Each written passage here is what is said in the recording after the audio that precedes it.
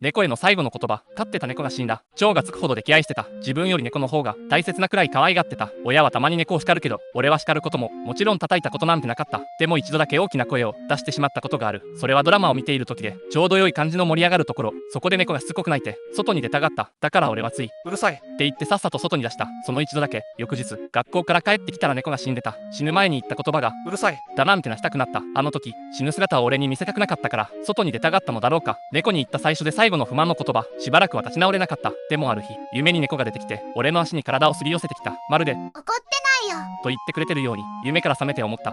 この夢は俺の願望なんだろうと。俺は涙が止まらなかった。